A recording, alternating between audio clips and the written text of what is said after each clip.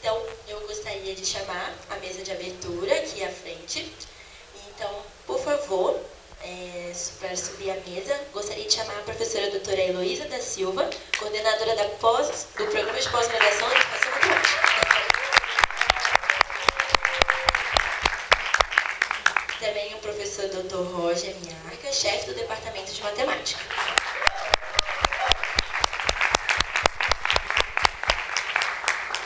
A professora doutora Rúbia Barcelos Amaral, coordenadora do curso de graduação em Matemática.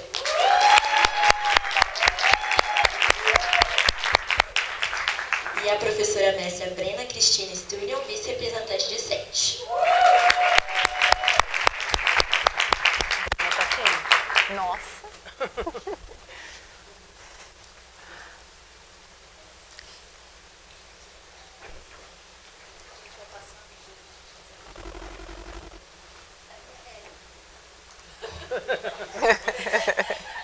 Bom dia a todas, todos e todos, sejam muito bem-vindos ao nosso primeiro Venha Nos Conhecer, alunos da graduação, oferecido pelo PPG. E também a 13ª atividade inaugural de inverno. Para quem não conhece, né, está aqui, nós temos nessa plateia candidatos ao processo seletivo que está acontecendo essa semana do PPG, que nós convidamos todo ano para participar da atividade inaugural. Temos então os alunos de graduação convidados para esse nosso primeiro Venha Nos Conhecer, integrado a essa atividade inaugural, e os estudantes da pós-graduação, né, tanto os ingressantes desse ano quanto os que estão aí cursando o nosso mestrado ou doutorado. Essa é uma atividade oferecida anualmente em agosto, né, de retorno às atividades após o recesso de julho, e nela a gente sempre oferece uma palestra, né, de abertura. Oferecemos oportunidade de reuniões docentes e discentes e avaliamos os projetos dos mestrandos ingressantes no ano, né? Então, todos os projetos da pós-graduação devem passar por uma avaliação, seja mestrado e doutorado. O mestrado, então, é avaliado depois dos 6 primeiros meses de curso, né? E eles são avaliados pelos doutorandos do curso. E isso acontece na parte da tarde do dia de hoje. E os doutorandos têm também avaliado seus projetos, mas na atividade que a gente chama inaugural de verão, e aí é um ano depois que eles estão no curso, certo? Quero agradecer a professora Adriana Borsoi pela disponibilidade e ter aceito o nosso convite. Quero agradecer aqui representação discente, Brena, Franciele e também Ana Carolina, a Marielle, Suelen, meninas responsáveis principais, né, pela organização desse evento. Quero que vocês deem uma salva de palmas para essa equipe maravilhosa. E também agradecer a professora Ana Paula Malheiros, vice-coordenadora, e o professor Lucas Mazzi, que também estiveram à frente da organização da atividade inaugural e também nos ajudando com esse primeiro Venha Nos Conhecer. Muito obrigada a vocês dois também, tá bom?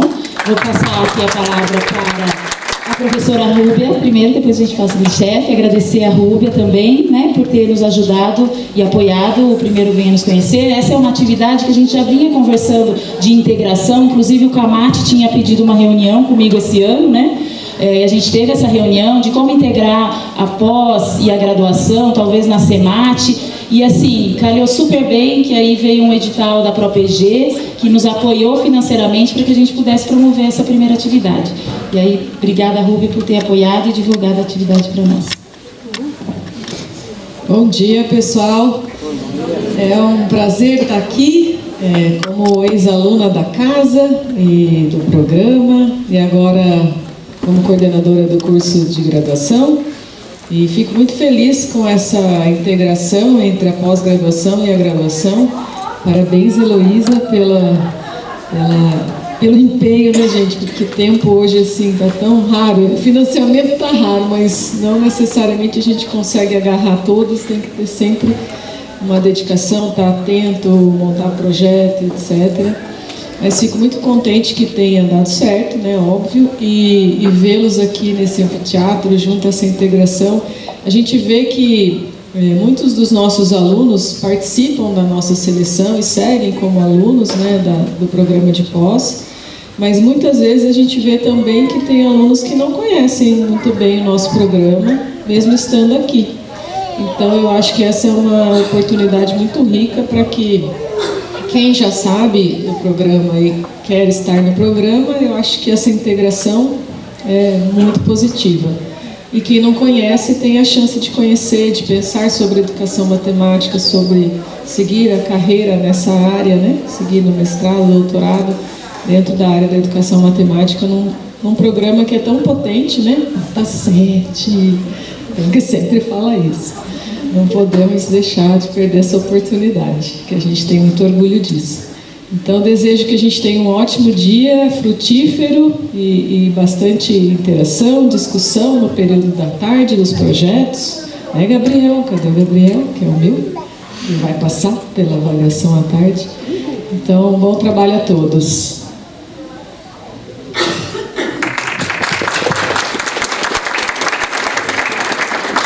Bom dia a todos, sejam todos bem-vindos. Para mim é uma alegria ver esses mundos paralelos aqui reunidos, por diferentes perspectivas, né? Por diferentes motivos. Político, porque mostra que nós podemos fazer juntos muitas coisas. Estético, porque é bonito de ver a gente reunido. E também para mostrar que a gente não precisa estar separado, não precisamos estar paralelos, né?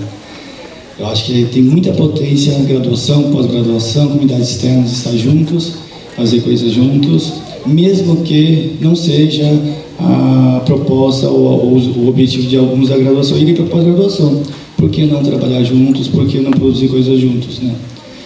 E, em especial, para mim, tem um terceiro mundo paralelo que me agrada, me traz uma dose extra de felicidade. Ver a Adriana Borsoi aqui. Eu era graduando, estava sentado também em muitos eventos como vocês, a graduação estão agora, e viajei a Adriana Borsoi, no mestrado na época. E também é uma alegria ter você aqui, e mostrar que nós continuamos com essas redes de discussão, de alegrias e de promoção de novos horizontes. Obrigado a todos, muito bom evento.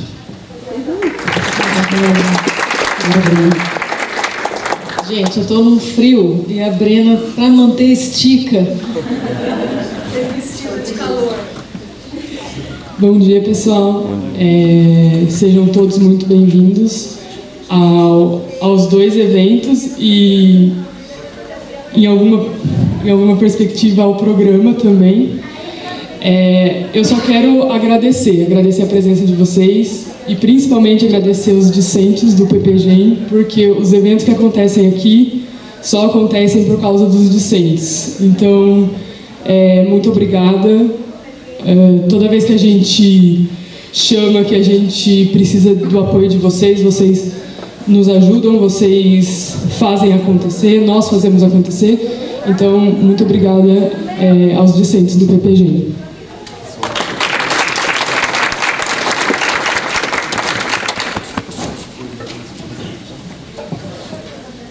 Declaro aberta, primeiro venha nos conhecer e a 13ª atividade inaugural de inverno do PPGEM. Aproveitem o evento.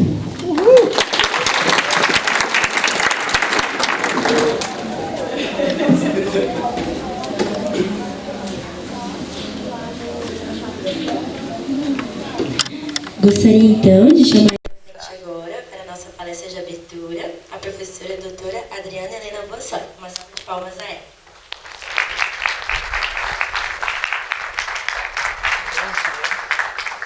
Ela que é licenciada em Matemática pela Universidade Estadual do Oeste do Paraná, mestre em Ensino de Ciências e Educação Matemática pela Universidade Estadual de Londrina e doutora em Ensino de Ciências e Educação Matemática também pela Universidade Estadual de Londrina.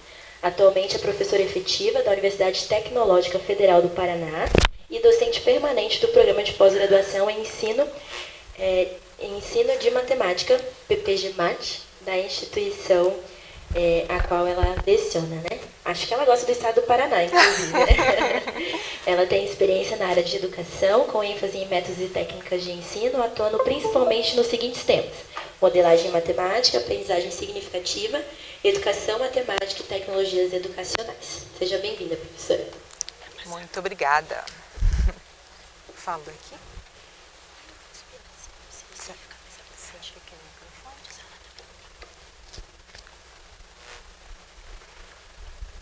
Bom dia. Bom dia. Bom dia a todos. Queria externar aqui para vocês o grande prazer que é estar aqui com vocês. Eu me sinto, de fato, lisonjeada pelo convite. Aí eu gostaria de agradecer a Ana Paula, a Heloísa e todos, né? A Graziela, Brena e Franciele, desculpa. Conheci por e-mail, né? E agora aqui presencialmente. Bom, eu vim aqui conversar um pouco com vocês a respeito dessa temática, né? Pesquisa com a sala de aula para ensinar matemática, trazendo um pouco da minha vivência, né? Então, nesse sentido, pensando no evento como um evento que está integrando a pós-graduação, a graduação e trazendo também pessoas externas, né, que pleiteiam estar aqui no programa. Então vai ser uma apresentação inicial, depois deixo, né, aberto para que vocês conversem, a gente dialogue. Bom, assim, eu já estive aqui, né, há um tempo atrás, num processo de seleção também. Eu tinha o desejo de ser, né, do programa, mas a vida, né, leva a gente para caminhos que devem ser seguidos, né? Então é um prazer assim para mim ver essa mesa composta aqui agora pela Heloísa, pela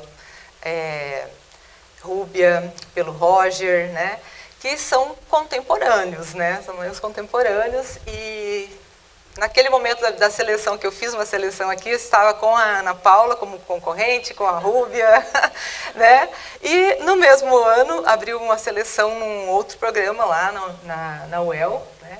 E aí eu fiz a seleção lá e trilhamos um caminho meio que em paralelo, mas sempre nos encontrando, né? Então aqui está o professor Marcelo Borba, né, que eu almejava lá minha pesquisa vinculada à área de tecnologias, e não por isso deixei de estar, né, vinculada à pesquisa com tecnologia. Então, assim, muito prazeroso mesmo estar aqui com vocês, falando para vocês agora, falando com vocês, né? Então, bom, vamos ver. Acho que esse aqui. Isso. Então, iniciei minha carreira profissional, né, como professora universitária. Já fui professora da rede da educação básica por um tempo, desde que, né, iniciei a graduação. Logo em seguida, acho que não é ainda incomum isso acontecer, né? A gente inicia a graduação em matemática, daqui a pouco já aparece a oportunidade de você ser professor de matemática. Então, eu iniciei na educação básica, depois fui professora da UniOeste, lá em Cascavel, onde eu me formei, depois eu fui professora da UEL por um tempo, como professora temporária, até eu, então, assumi o concurso na UTF-PR e hoje fazer parte também do programa, né, de pós-graduação em ensino de matemática. Então, é um programa multicamp, então eu atuo nesse programa, Cornélio Procópio, Londrina. Trabalhei um pouquinho lá em Cornélio Procópio, antes de abrir o campus em Londrina, e aí, né, são cidades que distam 70 quilômetros uma da outra. Minha trajetória de pesquisa, né, está muito assim vinculada a esse grupo de estudo e pesquisa. É um grupo que a gente trabalha em colaboração, a gente busca, né, aprimorar o ambiente educacional e também a gente pesquisa a própria prática, né? Então, associado também, né, a participação nesses dois grupos de pesquisa. Um deles eu lidero, né, que temos ali recursos educacionais, tecnologias no ensino de matemática como objeto de pesquisa, a modelagem matemática, a investigação matemática e um mais focado propriamente na modelagem matemática em contextos educacionais, que tem lá uma linha também da formação de professores, né, e outra de aspectos representacionais, cognitivos em atividades de modelagem.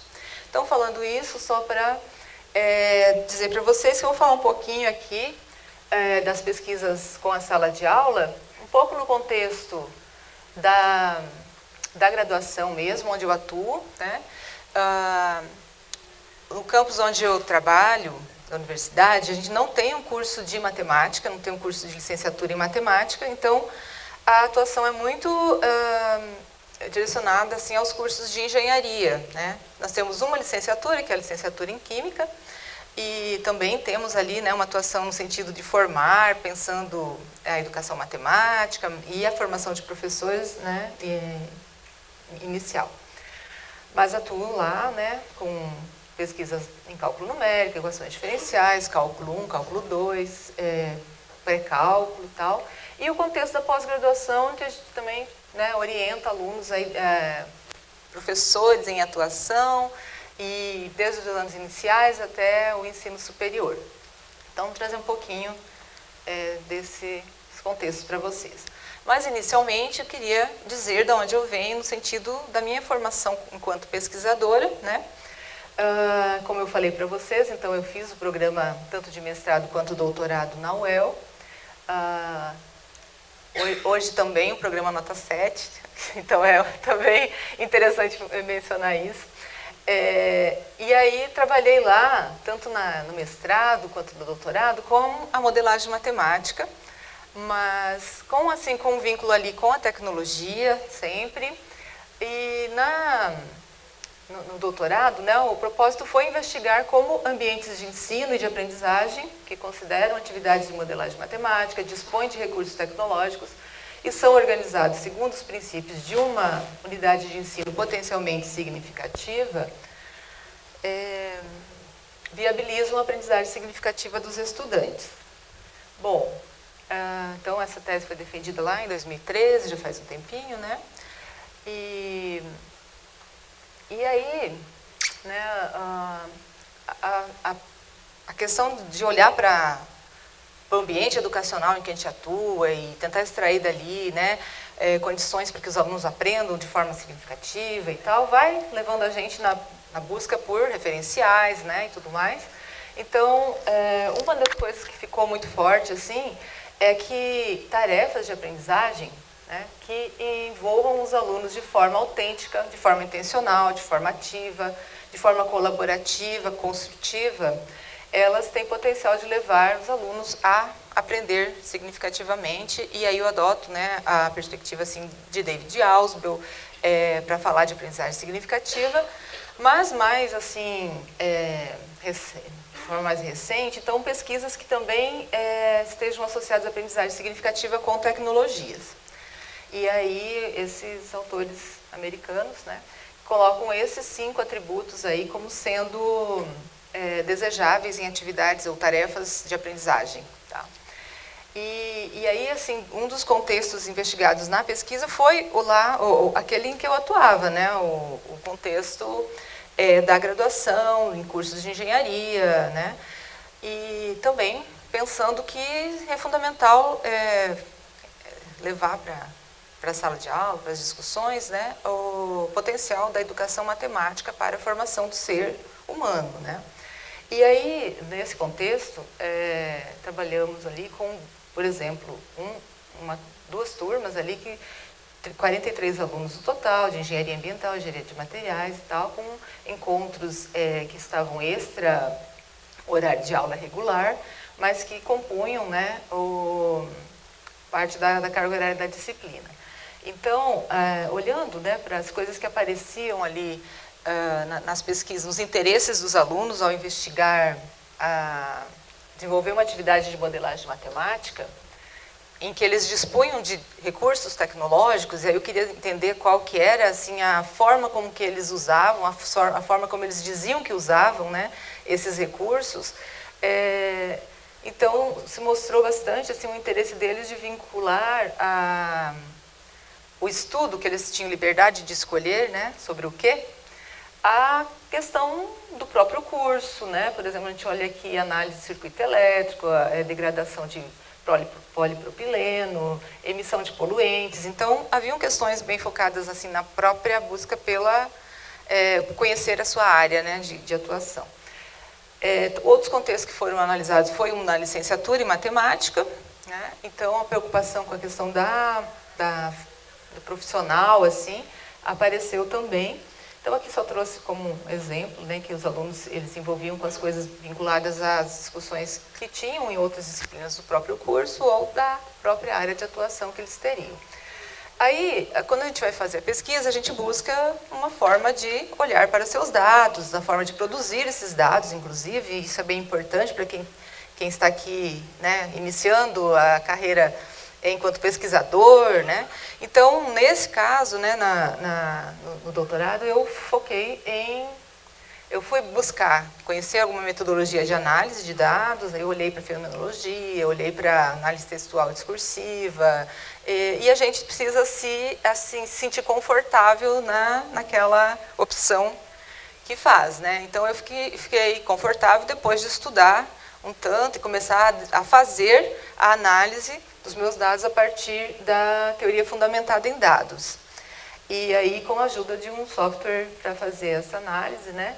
Então, a gente encontra inicialmente ali, né, na fase de codificação inicial, um monte de códigos ali que você precisa organizar, chegar em categorias, né, que emergem ali dos dados para discutir seu foco de pesquisa, sua questão de pesquisa. E aí, só trouxe para ilustrar aqui, mas de todo o processo analítico ali se mostraram 4 categorias importantes para mim, que diziam sobre os meus dados, a minha questão, né? E pensar juntos, né? Questão do trabalho nos grupos, pensar juntos com a professora, pensar juntos com a tecnologia, se mostrou um aspecto importante. As relações com a tecnologia e os seus usos, né? Como os alunos falavam que usavam e o uso que eles de fato faziam e como eles faziam, né? Então foi aparecendo. O conteúdo em foco, no caso o conteúdo matemático, né? Isso sempre foi uma preocupação minha, um interesse assim, de tentar contribuir para que eles, né, de fato consigam aprender melhor a matemática. E também o link entre a modelagem, a forma de fazer ali o contato com a modelagem que esses alunos tinham, e a atuação profissional. Mas de tudo isso, né, um atributo integrador fortemente considero a intencionalidade.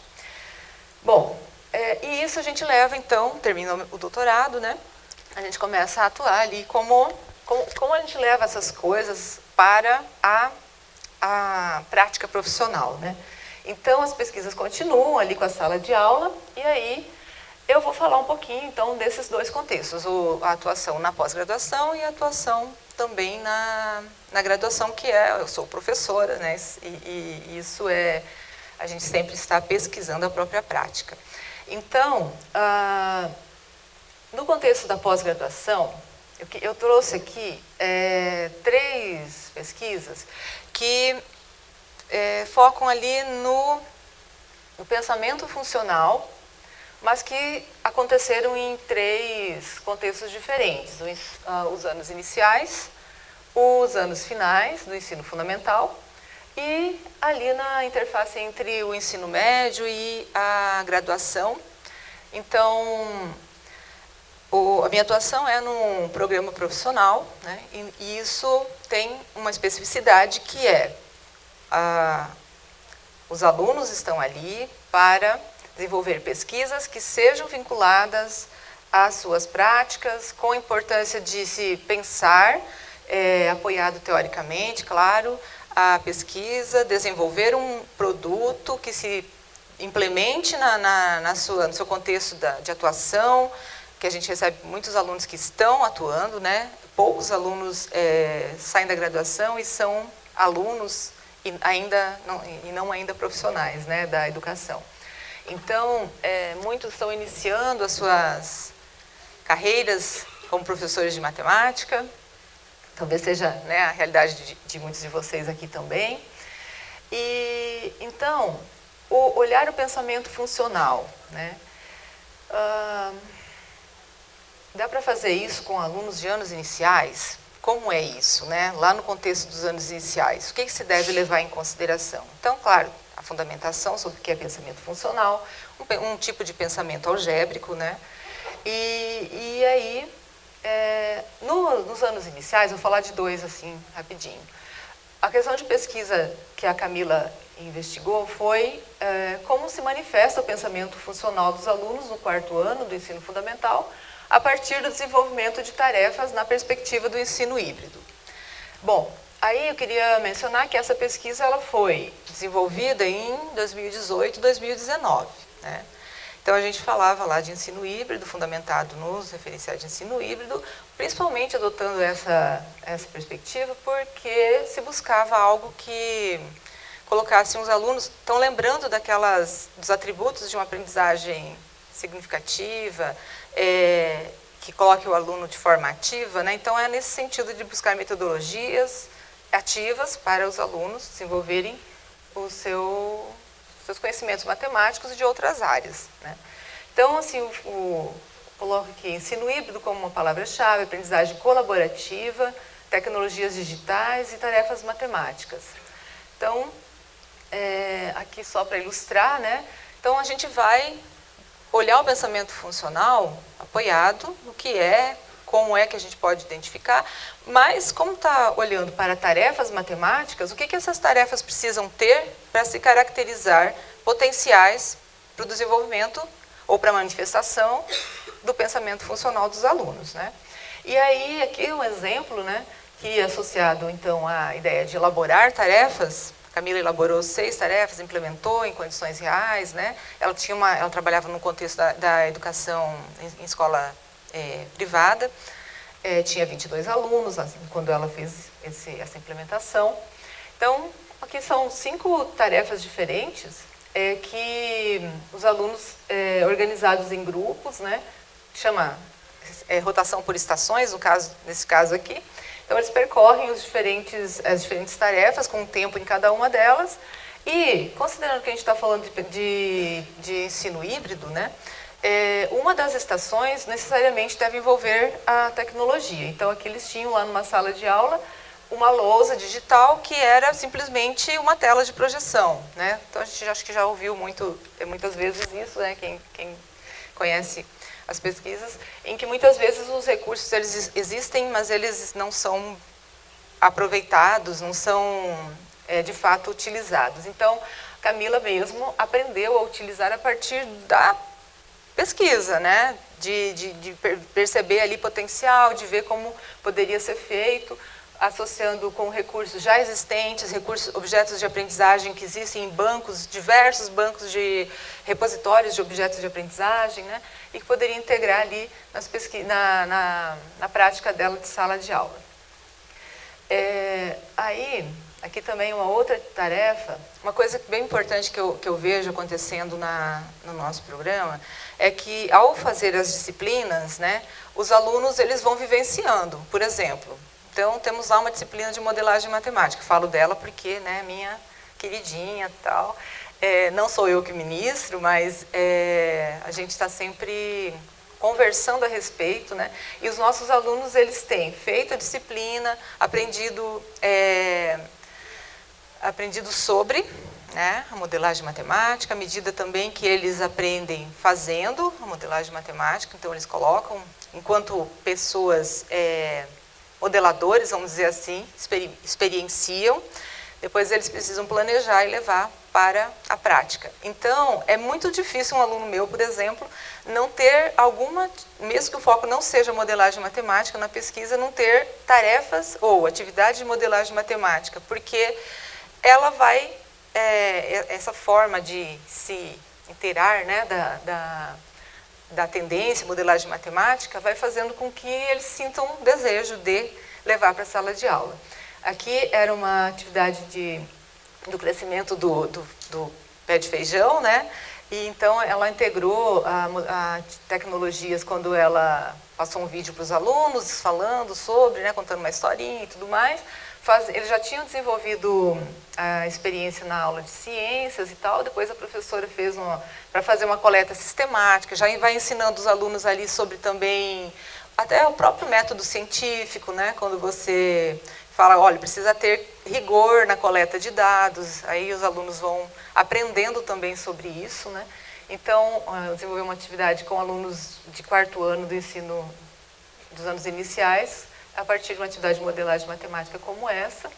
Depois eu vou dar um salto ali para olhar o pensamento funcional Então, assim, só para complementar, nos anos iniciais você vai plantando uma semente ali de noção intuitiva de funções, né? As relações funcionais ali, por recorrência, por covariação. Então, é possível identificar os três tipos que eu já vou mencionar ali de pensamento funcional, mesmo lá nos anos iniciais. A ideia é que isso vá sendo feito, né, à medida que ele vai avançando na escolaridade dele, e quem sabe, né, práticas assim, alunos que tenham esse contato, eles cheguem com menos dificuldades em compreender os conceitos nos próximos passos, né, da formação dele.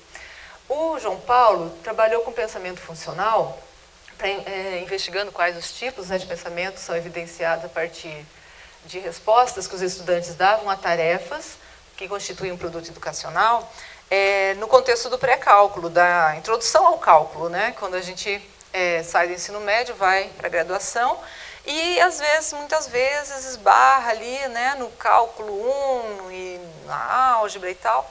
Então, considerando pré-cálculo como uma disciplina que foi implementada lá nos cursos, agora todos os cursos da graduação têm uma introdução ao cálculo, para tentar, né, redimir os problemas ali do cálculo mesmo. Bom, então ele trabalhou com múltiplas representações, trabalhou com recursos digitais, tarefas matemáticas, né, no contexto do pré-cálculo. E aí o que acontece? Existe o estágio de docência, onde essa pesquisa ela precisa, digamos, ser delineada, né? Então, vai pensar em tarefas matemáticas? Que tipo de tarefas? O que elas precisam ter para mobilizar pensamento funcional? Então, agora pensando já no contexto do ensino superior, né? Aí, antes de constituir propriamente o produto educacional, então o João Paulo foi lá, conheceu uma turma da licenciatura, então o pré-cálculo aqui no contexto da licenciatura em Química, né? Turma pequena, tal. Ele levou os alunos, desenvolveu, nesse caso aqui, não era mesmo para vocês enxergarem, não precisa ler, né, essas coisas que estão ali, mas também não precisava ficar tão apagado, mas tudo bem. Ele foi para utilizar um recurso que ele queria, né, o Arduino Science Journal, que é um aplicativo que permite você, a partir de sensores do celular, conseguir algumas medidas, como de pressão, de velocidade, aceleração, ele permite. E também, aqui no caso, ele olhou a aceleração da gravidade, para estimar o 9,8, 9,7, o 10, né, aquele... Então, ele pensou, né, em desenvolver ali, aqui não dá para enxergar direito, mas ele colocou um plano vertical aqui, fixou ali um fio, criou um pêndulo, né, e fez com que os alunos eles coletassem dados para ver se eles conseguiam estimar qual era a gravidade no local. Aí desenvolveu também aí os conceitos, né, próprios. Bom, aí depois disso é que ele foi então pensando que tipo de atividades é que eu vou colocar nesse meu produto educacional e qual a forma dele, né? Então o João Paulo também, ele pensou inicialmente num grupo de 3 módulos de conteúdos ali de explorar a noção intuitiva de funções. Ele fez uma implementação que iniciou em 2020, então foi bem naquele momento crítico, né? Ele iniciou no presencial, ele precisou concluir no remoto, e ele tinha já, né, pensado em disponibilizar o produto na forma de um ambiente virtual, assim como a Camila também tem um produto dela disponível lá no ambiente virtual. E aí, ele também utilizou da teoria fundamentada em dados para analisar os dados que ele foi coletando ali da implementação.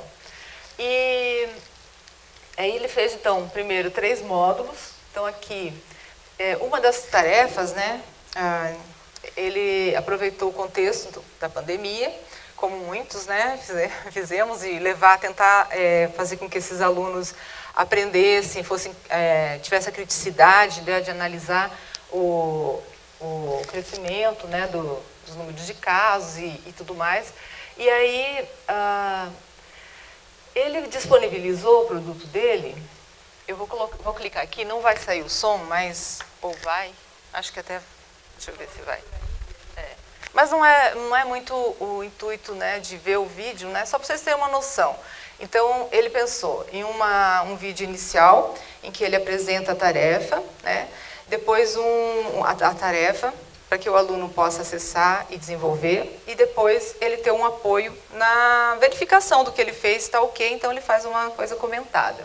Então, ele coloca a tarefa ali, e depois ele faz. Então, essa aqui é só uma de apresentação da tarefa.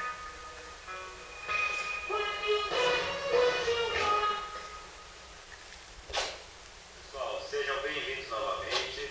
Vamos dar início ao nosso módulo 5, certo? Essa segunda tarefa do segundo bloco de tarefas. E vamos continuar analisando e investigando também as potencialidades do isolamento social durante a pandemia de Covid-19. Então, para essa primeira tarefa, eu trouxe as duas tabelas, certo? Da tarefa anterior, já preenchidas. Então, aqui a gente tem ambos os casos. Desse lado aqui, a gente tem um caso em que cada pessoa infecta outras 3, e nesse caso aqui, o caso que cada pessoa infecta outras 2 pessoas, certo? Isso vai ser importante para a gente responder as próximas perguntas. Na letra A, eu peço para que vocês, a partir dos dados dessas duas tabelas, que eu acabei de mostrar, vocês indiquem qual seria a diferença entre a quantidade de novos infectados no segundo, quinto, oitavo e 10º dia. Prestem atenção aqui na diferença, certo? Então, eu vou ter que olhar na tabela, ver quantos infectados tem ali no primeiro caso, no segundo dia. A gente pode ver o que é 9, no segundo dia é 4. Bom, qual que é a diferença? Né? 9 menos 4, a gente tem que a diferença no segundo dia é 5, e peço que vocês continuem completando os dados. O número de novos infectados para cada vai abrir aqui esse erro.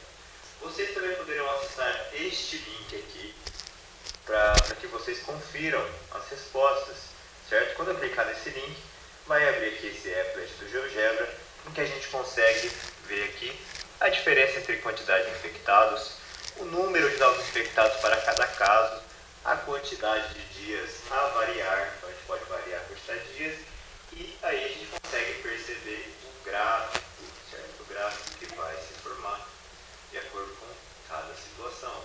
Algumas dicas para vocês. Se vocês querem tirar esse rastro, essas bolinhas que ficam marcadas, basta chacoalhar a tela com o mouse, ou se tiver no celular também coloca ele chacoalha, a tela que vai subir, beleza? Outra dica importante, quem tiver no celular, aqui nesse eixo Y, vocês podem colocar 2 dedos, Ctrl, e com a rodinha, fiquem à vontade, olha só, consigo trabalhar com este gráfico, com a mesma funcionalidade. Beleza, pessoal? Bom, vamos para a letra C. Na letra C, eu pergunto o que pode ser notado em relação à taxa de variação da diferença entre a quantidade de novos casos conforme o tempo vai passando. Então, essa taxa de variação ela é constante, ela é crescente ou decrescente.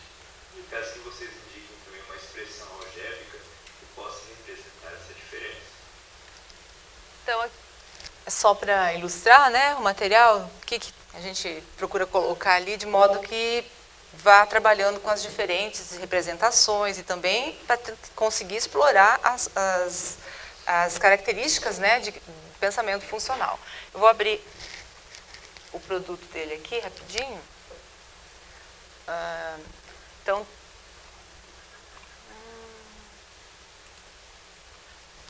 é um material que tem assim um arquivo inicial destinado especificamente para estudantes. É claro que o professor pode fazer uso do material, mas que aqui o intuito é que um aluno que sai do ensino médio queira fazer uma revisão, né, a respeito do conceito, ele possa sozinho percorrer esse material. O professor também, se quiser, ele pode associar, porque ele disponibiliza em um Drive, disponibiliza também num Classroom, então ele pode aproveitar os links e fazer uso de outras formas, né? Então, reaproveitar esse recurso. E aqui ele traz para o aluno também ter ciência, caso, né, queira se inteirar a respeito de por que estudar funções, né, o que é o pensamento funcional. Então, aqui a caracterização, né, a partir de Blanton e Caput, que apresentam os 3 modos de perceber os padrões e relações, né? Um deles é a padronização recursiva, o pensamento covariacional e relação por correspondência, né? Que é quando consegue estabelecer uma expressão algébrica entre as variáveis. Opa! E aí aqui também, associado, né, coloca a importância de trabalhar com múltiplas representações, de modo que se aprenda melhor quando se consegue mobilizar diferentes representações para o mesmo objeto matemático. Então, colocado isso, aí ele deixa disponível o acesso, né? Então, só para chamar a atenção de que as tarefas, elas são pensadas, né, fundamentadas teoricamente, levadas para o contexto, a implementação, contexto real, e depois elas têm uma análise na dissertação. Tá? Bom, o que mais? Bom, e aí, no contexto da graduação, tem pesquisas, né, que a gente tem desenvolvido referente ao cálculo 1 e 2. Eu trago rapidamente aqui, sem entrar em tanto detalhe, né, o que nós fizemos durante a pandemia. Então, resolvemos trabalhar, planejar e implementar em colaboração. Então, eu, a professora Karina Pessoa da Silva, a professora Elaine Ferruzzi, de fato trabalhávamos, delineamos um design ali para o ensino remoto, para cálculo 1, com turmas que já tinham feito cálculo 1 pelo menos uma vez, né? Então, trabalhamos com 3 turmas diferentes, pensamos uma forma de avaliar, né, de organizar também atividades de modelagem no ambiente remoto, né? E, de fato, a gente trabalhava em conjunto, cada uma entrava na turma da outra e a gente trabalhou bem mais do que seria, né, se cada uma trabalhasse individualmente, mas conseguimos ver bastante potencialidade nisso para ajudar os alunos a aprender durante a pandemia. Então, tínhamos um ambiente virtual, tínhamos um ambiente em que as reuniões aconteciam, as aulas síncronas, né, aconteciam, e também que a gente conseguia fazer orientação desses alunos em pequenos grupos e tudo.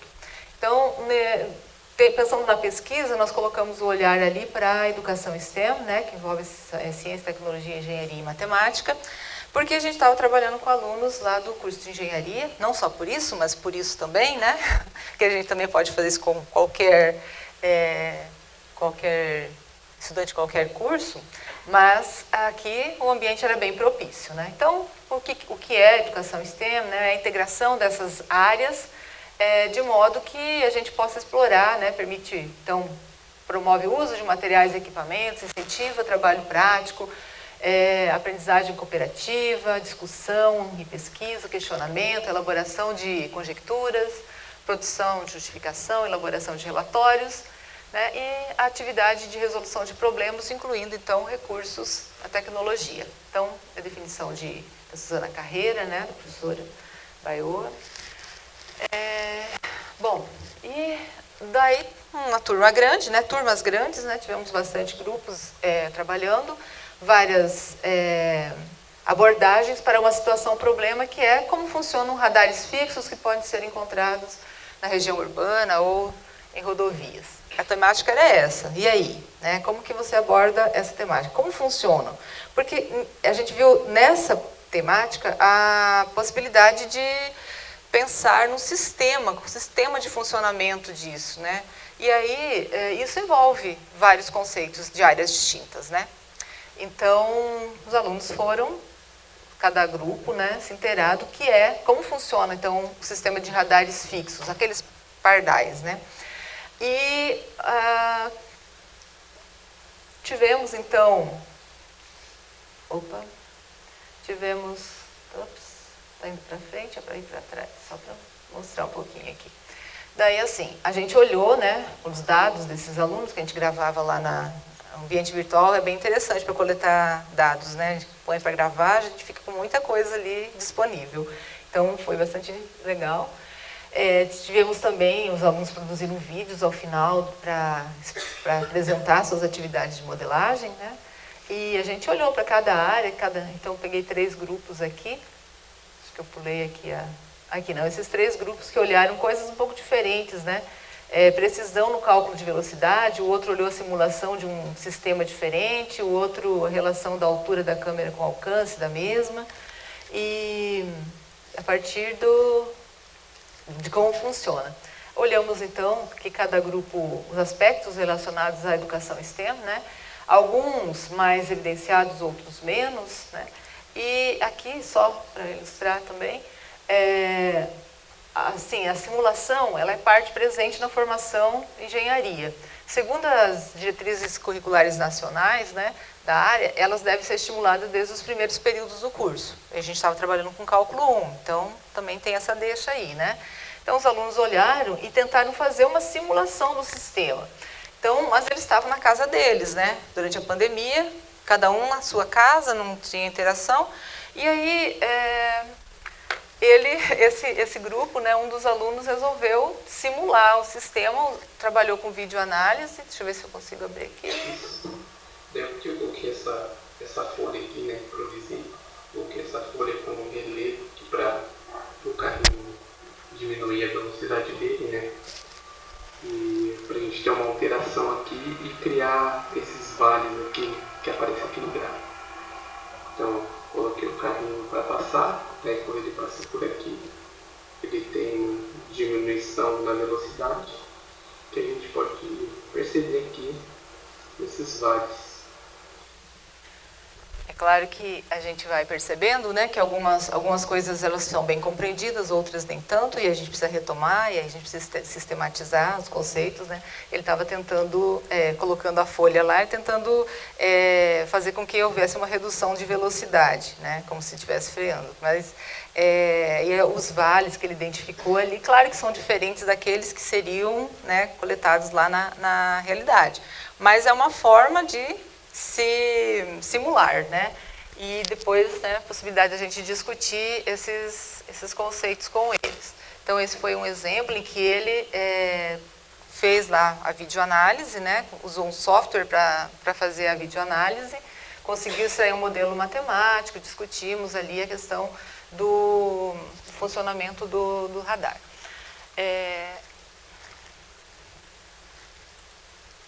Um outro grupo aí já trabalhou com a questão da variação da velocidade, considerando um sistema que foi implantado aqui no estado de São Paulo, experimental, em que era coletado as velocidades médias no percurso que ele fazia, né? E aí ele seria multado ou não, olhando para o todo. Então, aqui ele trabalhou com o GeoGebra mesmo. É uma situação que não dá para coletar esses dados a campo. Realmente, a gente usou o gráfico do GeoGebra mesmo, que já satisfazia as nossas necessidades. Então, a gente botou, fez exemplo. Esse primeiro exemplo aqui, a gente colocou esses pontos que vai de A até N, com um intervalo de 10 segundos cada. E eles estão exemplificando como se fossem os radares, captando a velocidade desses cantos. A cada 10 segundos ali, teria um radar desse. A partir desses pontos, a gente vai nessa revisão polinomial dos pontos. Bom, aí não é intuito, né, a gente olhar tudo, mas só para ilustrar que daí, então, aqui eles lançaram mão do GeoGebra como recurso tecnológico, né? Mas trabalhou com a ideia do funcionamento dos radares com esse novo sistema, então. Discutiu a questão, retomou as questões de velocidade, como variação do espaço pelo tempo, né? A implicação disso em termos do cálculo, ele foi lá, olhou para a definição de derivada. Então, com isso a gente conseguia tanto resgatar alguns conceitos, como também ampliar, né, as possibilidades de estudar novos conteúdos, mas no contexto do grupo mesmo.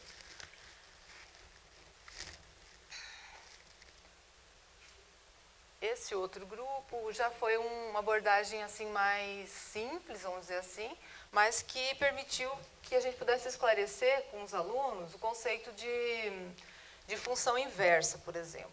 Que, assim, claramente, até o Teorema de Pitágoras era problemático para esse grupo, sabe? A compreensão do Teorema de Pitágoras, que foi utilizado ali. Então, foi uma oportunidade de trabalhar relações métricas e trigonométricas no triângulo retângulo.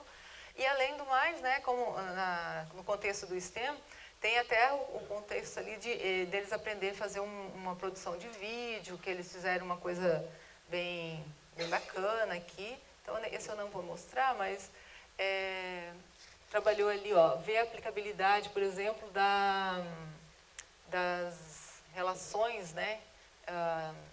Fugiu a palavra aqui agora. São relações métricas, né? Mas aplicação de uma forma assim não tão convencional, tá? Bom, e aí a gente tem uma publicação, né? Algumas publicações aí nesse sentido. E aí a gente pensando em contribuir com esses alunos para que eles pudessem compreender melhor o funcionamento, porque eles falaram, a gente não vai poder ir lá na prática coletar esses dados, né? E aí a gente então resolveu, né, eu tinha disponível um drone em casa, aí falou, vamos passear durante a pandemia e vamos fazer uma coleta de dados para disponibilizar para esses alunos.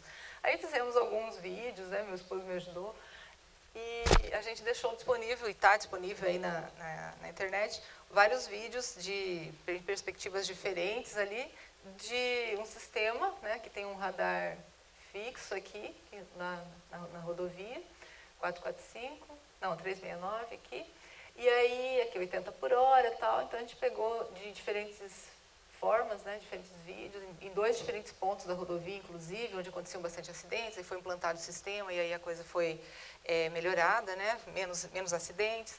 Então, inclusive, tem um trecho da rodovia que tem radar só de um lado, tem 2 pistas, né, e tem 2 sentidos, vamos dizer assim, e aí tem radar de um lado e não tem do outro. E aí tem um grupo que fez a análise, conseguindo analisar os carros que passavam na outra pista. Como, de fato, faz bastante diferença se colocar um radar, um redutor de velocidade ali, né? Então, algumas coisas que extrapolam a coisa de olhar só para a matemática. Mas aí, né, disponibilizado os vídeos para um grupo que falou que gostaria de ir lá coletar, mas não tinha condições e tal. E aí, como é que eles lidam com fazer a análise daquele vídeo e conseguir matematizar? Então, a gente pensou, bom, vocês poderiam pensar em simular, né? Simular o sistema, porque isso também implica em conhecer o sistema, conhecer sobre o problema, né?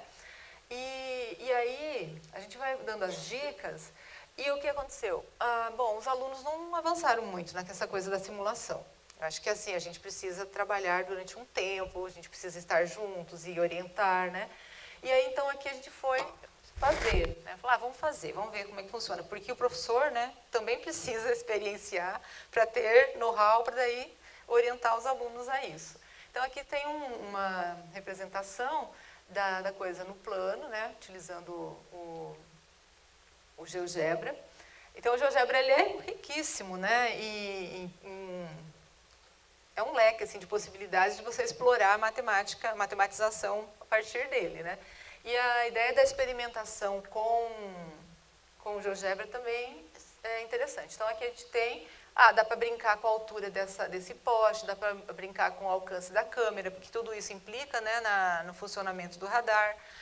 A distância que os sensores estão um do outro aqui, né? Se o carro vai passar, então, quanto que ele consegue, com que velocidade ele consegue passar. E os alunos queriam discutir, porque eles sabiam assim que, dependendo da velocidade que o carro passava, o radar não conseguia mais pegar, não conseguia registrar, né?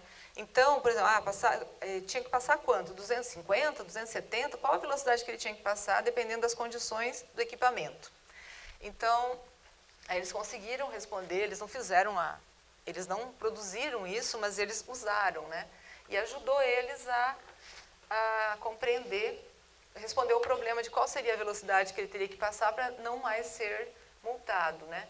Então, aqui, a gente vê, né, o potencial de você trabalhar, então, integrar, né, a tecnologia, a simulação.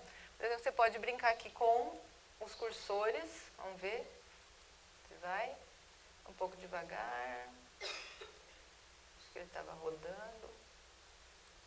Então, aqui, ó, a gente vai, se a pista é mais larga ou é mais estreita, se o sensor, se o poste é mais alto ou mais baixo, qual a implicação disso.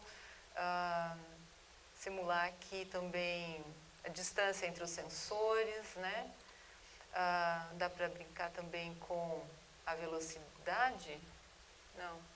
A distância, aqui a distância entre os sensores. Então, assim, discutindo com os alunos, que eu acho que eu não sei o que eu fiz. Bom, né, acho que só para ilustrar mesmo, né? Eles conseguiram responder, né? Então eles sabiam que tinha que ser pensado, que tinha que ser considerado no modelo, mas tinham dificuldade de perceber isso, né, em conjunto, a articulação desses diferentes parâmetros e variáveis. E aí o recurso ajudou nesse sentido. Aqui nós temos, então, a matemática que apareceu, né? Então, essa parte aqui foi feita, boa parte, pelos alunos, conseguindo enxergar diferentes triângulos ali, né, que estavam envolvidos, e a gente conseguiu discutir os conceitos. A sistematização teve que ter o apoio das professoras, né, para compreender e para que eles conseguissem, por exemplo, trabalhar inclusive com função composta. Foi assim, uma coisa bem rica para discutir a matemática, né, que apareceu ali a partir dessa problematização que eles fizeram. Então, até compreender, né, a questão da influência de cada parâmetro neste modelo, para responder a questão lá dos 200, de quanto que tinha que passar. Tinha que passar a 224 km por hora. Acima disso, aquele sistema de câmera, o câmera com aquele alcance, com sensores, né, com resposta, tinha toda uma especificação, então contribuiu para que eles conseguissem ter essa estimativa da velocidade. Eu falei em modelagem várias vezes e tal, né? Então, modelagem, uma tendência à educação matemática, a gente tem estudado bastante tempo e tal, que tem um jeito próprio de ser, de fazer, né? E aí, deixa eu perguntar, posso falar mais um pouquinho, Breno? Posso? Então, aqui tem o processo de modelagem matemática, né, com interação, quer dizer, conhecimento da situação inicial, a identificação do problema ali na fase de interação, daí passamos para a fase de matematização e resolução, onde vai ter a elaboração de um modelo matemático, buscar resultados matemáticos a partir, né, do estudo e da resolução do modelo, vem a interpretação dos resultados, né, para ter uma situação final que responda à questão problemática inicial. Com isso, a gente mobiliza diferentes ações cognitivas dos alunos. A gente instiga, né, que elas sejam manifestadas. Compreensão da situação, a estruturação da situação, a matematização, a síntese, a interpretação, a validação, comunicação e argumentação. E aí, eu volto aqui agora para a questão da pesquisa, né? E quando a gente vai vendo essas coisas acontecer lá na nossa prática, né? Que a gente já tem uma experiência, né? Já faz isso há algum tempo. A gente fala como que a gente pode influenciar ou contribuir para que os nossos alunos que estão chegando no mestrado possam também amadurecer no sentido de conseguir levar para a sala de aula. E um caminho, né, que a gente viu aqui, com alguns alunos que, agora recentemente, 2 deles defenderam a pesquisa e um está ainda desenvolvendo, trabalhar com a mesma temática nos anos finais do ensino fundamental, ensino médio e ensino superior, com a abordagem da análise de modelos. Então, associar a análise de modelos no fazer modelagem matemática. Então, assim, depende do interesse, depende das condições que a gente tem lá no contexto da sala de aula, que está cada vez mais difícil, né, de você fazer com que a pesquisa possa ser feita lá na prática da sala de aula da educação básica, devido, vocês sabem muito bem, aqui do estado de São Paulo, assim como eu, lá no estado do Paraná, né? Desculpem, tá? Desculpem. É duro, viu? Mas a gente precisa... Eu sinto muito, gente. Ai, ai. E o duro que, né, tendo a figura sendo, né, removida de lá não foi suficiente para que a coisa lá melhorasse, tá? Então, temos um árduo trabalho aí pela frente. Bom, mas, então a gente está pensando em associar análise de modelos, ali no fazer modelagem matemática, com o intuito mais assim, de olhar mesmo para a matemática dentro de um processo de modelagem. Bom, é claro que a gente se apoia, né, muito nas pesquisas que saem daqui, que são produzidas aqui, e com quem a gente interage, né, felizmente, por aí, em congressos, vendo os artigos e lendo os trabalhos e tudo mais. Então, aqui, a análise de modelos, ela é toda, assim, pensada a partir do trabalho da Débora Soares, da Sueli Javaroni, né, com o professor Marcelo. Eu participei da banca do Ailson, que a Paula orientou, que é sobre estudo de modelos. Então, a gente fala na mesma linguagem, vamos dizer assim. A gente está olhando para esses referenciais, além de outros, né, como NIS, Bloom e tal. Então, no ensino médio, o professor resolveu, aliás, estou trabalhando com equações diferenciais, né?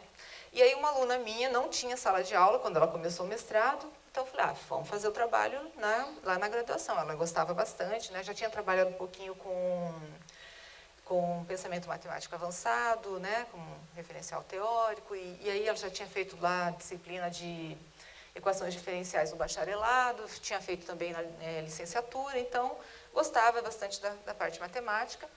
E aí a gente resolveu olhar para as diretrizes nacionais curriculares das engenharias, né? E falar, bom, vamos tentar contribuir para o ensino de engenharia, porque o pessoal reformulando plano de projeto de curso. Então, vamos lá, vamos fazer com que o nosso produto educacional ele tenha um impacto, de fato, na sala de aula, né? E aí a Nabila optou, então, por trabalhar nesse sentido. Eu desenvolvi as aulas, ela era uma observadora e também contribuía na organização das atividades e tal. E pensamos num problema, porque os alunos nossos lá do terceiro período que estavam fazendo equações diferenciais também faziam Física 2. E a professora fazia parte do laboratório, pessoa com quem eu tinha interação, e a gente resolveu, então, meio trabalhar em conjunto, né? Então, os alunos já tinham feito lá uma experimentação com trilho de ar, né? Que simula um plano inclinado, né? E aí, como é que é a aceleração no plano inclinado? Então, tem um modelo de que a aceleração é igual a gravidade vezes o seno do ângulo e de inclinação, né? E como varia isso e tal, e aí tem uma equação diferencial de segunda ordem, não homogênea, né? Associada. A gente estava trabalhando com equações diferenciais ainda de primeira ordem, e aí os alunos foram convidados a desenvolver uma atividade de modelagem com ênfase na perspectiva da análise de modelos. Então, analisar o modelo segundo a relação de aspectos ali previstos na literatura, né, seriam desejáveis. Os alunos sabiam o que era necessário para fazer a análise de modelos, tá? E aí, a mesma temática, então aqui é um trilho de ar. Está falhando um pouquinho aqui mas a terceira imagem aqui tem no fundo, tem um trilho de ar, né? Então, foram feitas gravações de vídeo e os alunos tinham essa disponibilidade de fazer a coleta de dados em diferentes angulações, né? Eles registraram por meio de vídeo. Lá tinha um aparelho que dizia quanto era a aceleração em cada uma das inclinações e como que eles iam abordar. Então, eles tinham que abordar por meio de equações diferenciais. Só que aí, como entra a análise de modelos nesse caso, né? A análise de modelos, ela entra, uma possibilidade é simplesmente você pegar diferentes condições iniciais, inclinação, posição do cavaleiro ali no trilho, e você resolver diferentes problemas de valor inicial, né? Não precisa fazer uso de tecnologia, não precisa fazer, a menos que seja para coletar os dados iniciais ali. Mas uma outra possibilidade é eles fazer uma modelagem a partir do movimento. Então, eles confrontavam ali, a ideia é que alguns grupos fizeram isso, né, confrontavam a solução analítica que eles obtiveram a partir do EDO com um modelo que eles criavam a partir do ajuste de curvas por meio da análise do modelo que a gente fazia por meio do software tracker. Do ensino médio, o professor, colega, né? A gente frequenta o mesmo grupo de estudos, discute, leva esses problemas para o grupo de estudo, o grupo até desenvolve, às vezes, algumas atividades. Ele falou, eu vou fazer isso lá com meus alunos do ensino médio. E aí ele levou, então, uma tábua, né? Que é o recurso que ele podia levar lá, uma tábua, um carrinho que ele fez, tipo rolimã, ele fez uma miniatura de carrinho de rolimã, e aí ele desenvolveu a tábua, inclusive, com bastante atrito, né? Uma coisa que ele não pensou inicialmente ali, que ia influenciar, de repente, na descida. E aí ele fez uma coleta de dados lá com os alunos dele do ensino médio. Esse meu aluno, né, orientando, ele era também uma formação em física, então ficava mais tranquilo ainda para ele trabalhar com isso. Então a questão do conhecimento que ele tinha dessas áreas, com certeza foi relevante, né? E um colega dele que entrou no mestrado um ano depois que ele, o Emerson, tem interesse ali de estudar o pensamento computacional, que é uma disciplina que ele está precisando resolver, né? Trabalhar lá na escola.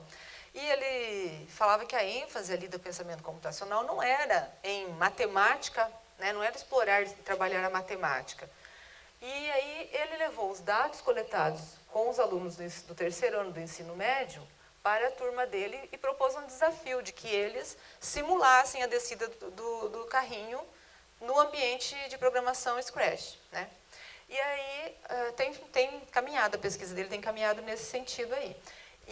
E os alunos, eles foram lá e fizeram, eles simularam, mas eles simularam um caso 1 a 1, particular, né? Inclusive, quando eles quando eles fizeram lá, organizaram as rampas ali, né? O segmento de reta no determinado ângulo, o carrinho descia. Só que todos os carrinhos, em qualquer que fosse a inclinação, desciam no mesmo tempo, porque é o tempo padrão que o Scratch usa lá para um movimento.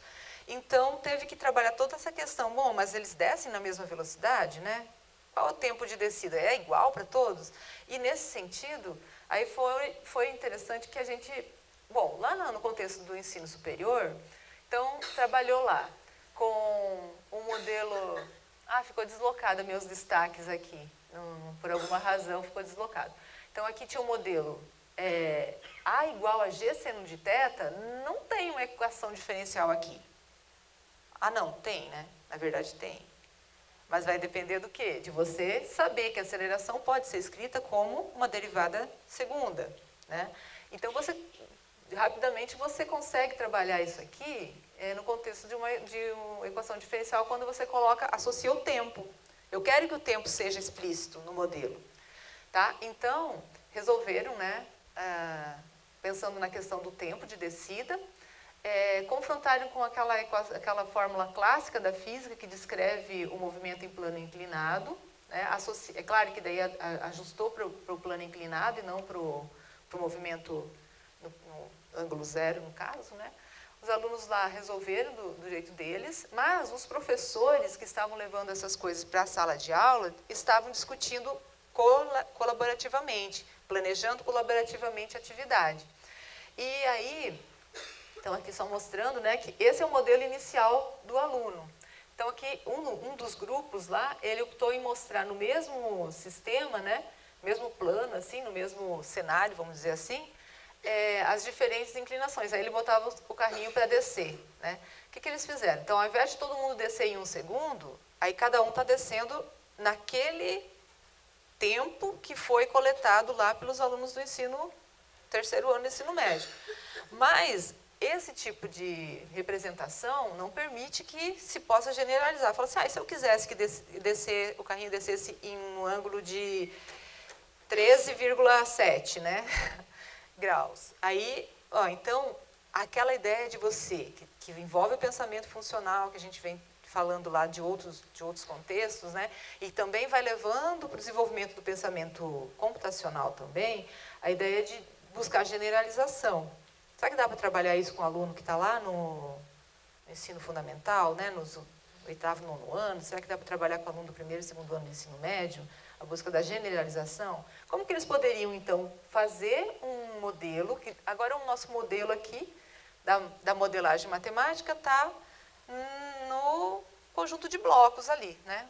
bloco que o aluno organiza. Então, ali tem a matemática, mas é um jeito diferente de expressar o modelo matemático, que também é um modelo computacional. Então, aí foi um trabalho que foi feito pelo professor, pensando que isso vai ser um produto que ele vai disponibilizar lá, né? Como trabalhar com que esse modelo inicial dos alunos, que é simples, consiga evoluir para uma coisa que permita a generalização dessa situação, né? É assim, eu quero saber o tempo de descida para um ângulo qualquer, tá? Aí, os alunos fizeram, então, o modelo obtido pelos alunos na coleta de dados são esses pontos, e eles fizeram um ajuste de curvas e a partir do GeoGebra, né? Eles não conheciam o GeoGebra, então o aluno lá do ensino médio também foi conhecer, né? E tal. E aí para os pesquisadores, para os meus alunos orientandos, né? E aí, gente, vocês têm um modelo matemático que descreve para esse conjunto de dados como varia o tempo de descida em relação ao ângulo. Mas como vocês precisam buscar generalização. E aí, como é que é o modelo clássico, né? Aí que entra a questão da análise de modelo. Qual é o modelo clássico? Ah, tá, lá na física tem um modelo assim, assim e tal. Vamos lá, como é que chega nesse modelo? Então, a aluna que estava fazendo a pesquisa no contexto da equação diferencial conseguiu interagir, lembrando os colegas que tinham feito EDO há algum tempo na graduação, resolveram juntos lá a equação diferencial. Mas sabe que o problema, né, apareceu quando eles tiveram que colocar o tempo em função do ângulo, né? Esse foi um desafio para quem estava pesquisando, para que ia levar essas coisas lá para o ensino, a educação básica. Então, é muito importante que o professor se aproprie, né? Como é o jeito de fazer? Então, vou planejar, vou prever as coisas ali, vou saber, porque vai ter um momento que é importante fazer a sistematização, né? Então, a sistematização do conteúdo, do conceito, né? Então, aqui, até trouxe aqui uns recortes das nossas conversas de WhatsApp, né? Quando eles... Aqui está meio que... Não está muito legal de ver, mas a ideia é só que vocês entendam que a gente estabeleceu uma conversa, né? Tá, mas ele não estava conseguindo fazer a... Ops. Acabando, tá? Tá acabando. Conseguir compreender. Eles colocaram os pontos, deu um trabalho danado para entender como que... Aqui está muito fraquinho, não vai dar para vocês verem. Mas aqui, partindo do modelo clássico, esse do meio, tá? Esse registro ali do meio. Isolar o tempo, né? Deu trabalho para o professor, que é professor da educação básica já, fazer isso. Quer dizer, os conceitos de função inversa, eles, né, quando a gente vai para olhar isso para uma situação prática, exigem bastante também de quem está preparando essa aula, né? Precisa resgatar, precisa valorizar, precisa saber fazer, né? Então, quando vocês veem... e aqui também, na resolução da equação diferencial, também apareceram alguns probleminhas ali. Quando o professor estava tentando colocar o modelo clássico comparado, lá no gráfico, acho que eu coloquei aqui atrás, aqui, né? Comparar os dois modelos, essa curva em vermelho, que é do modelo clássico, nossa, como está distante dos dados reais, o que é que influenciou para que isso ficasse tão diferente assim, né? Os alunos lá do ensino médio tinham as suas... entenderam o quê? A questão do atrito, fortemente, porque aquela tábua era bem rugosa, né? A madeira. Aí o professor pegou, virou a mesa dele, que ela era uma fórmica, né? Aí ali fez novamente, né, a descida do carrinho, e aí ficou mais próximo do modelo clássico, ainda não tão próximo, mas...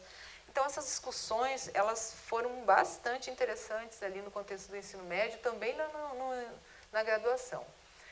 E assim, a coisa de discutir, de estar interagindo, né, com os colegas, com o grupo de pesquisa, fundamental também na formação desses professores que vão atuar com o ensino de matemática. E aí, aqui só para concluir, essa brincadeira, né, de coletar os dados lá no laboratório de física da universidade, que os alunos daí levaram lá para o ensino médio, os vídeos da descida no trilho de ar. A gente poderia fazer o mesmo modelo, né, trabalhar com a mesma ideia, agora uma coisa que isola mais, né, digamos assim, as condições ficam mais próximas da ideal, né, dos modelos clássicos da literatura. E aí surgiu a ideia de um projeto lá chamado Gravidade Zero, dos alunos da engenharia, né, fazer uma oficina para esses alunos do colégio. Então, os alunos vieram para a universidade, tiveram uma oficina onde eles aprenderam a fazer foguetinhos, né, os foguetes, então, no contexto ali do lançamento de foguetes. Mas é uma abordagem muito próxima do que pode ser feito, né, e foi feito ali com o carrinho, a descida do carrinho. Então, eles, além de conhecer a universidade, eles também participaram então, da confecção dos foguetinhos, tiveram toda uma orientação em relação à matemática que está envolvida ali, e depois, no final, eles foram fazer os lançamentos de foguete. E aí, então foi bem bacana. Os professores pediram para que os alunos lá de pensamento computacional fizessem a simulação, então, do lançamento de foguete nas aulas de pensamento computacional, e a gente está nesse momento ali de quais foram, né, os modelos que os alunos produziram. Então, bem interessante que eles, por exemplo, eu não trouxe, mas tem lá o aluno fazendo por segmentos de reta o desenho da curva, né? Simulando a curva por segmentos de reta. Tá. Aí vai vir aquela ideia de que existe um modelo que descreve esse comportamento e como é que ele faz. E aí vocês podem buscar implementar isso no ambiente de programação. Então, é uma coisa que a gente viu muito interessante de trabalhar de forma colaborativa o planejamento e implementação das atividades, essa coisa da troca, né? E, bom, é isso por hora. Eu fico aí aberta a gente conversar, se vocês quiserem. E foi mesmo um grande prazer estar aqui com vocês, está sendo. Obrigada.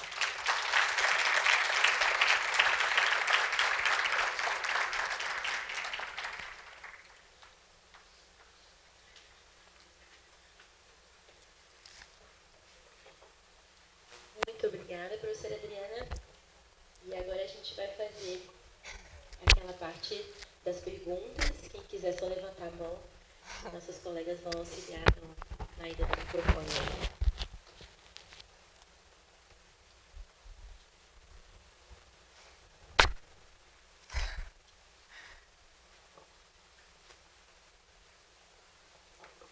Estou com prazer. Adriana, muito bom te ver. E obrigada. Não sei agora se o perigo maior é vir de carro ou vir de avião, então não sei como é que eu você vim. Mas de passaredo não, né? De passamedo não. Então, Marcelo, mas queria falar que um avião a menos caiu. Né? Quer dizer, mais um avião não caiu, vamos dizer assim. Entendi, mais um né? avião não caiu. Então, depois do azul deu problema no pneu, sei lá o que, a gente achava que era perigo, eram as estradas de Maringá para cá, ou não, de Londrina para cá, desculpa. Mas, enfim, super bem-vinda aqui, então, na sua casa, e muito bacana ver. Eu conhecia parte dessa trajetória, mas não tinha visto essa síntese pela própria, né? Então, recupera coisas de representação múltipla, pensamento funcional, coisas que são muito caras para mim e tal, e levou à frente de uma maneira brilhante e tal, com mil ideias, integrando a escola com esse exemplo último que você deu aí, muito bacana. E vi também Lourdes, né, mãe de todos os cantos ali, Cornélio Procópio e tudo mais, mas enfim. Eu vi na sua fala que você colocou bastante na integração de tecnologias com modelagem, e em particular você até mostrou, por exemplo, o Agents, o poder de ação da tábua, né, do atrito, de como é que ela ali modificou tudo, e depois a mesa de fórmica e tal.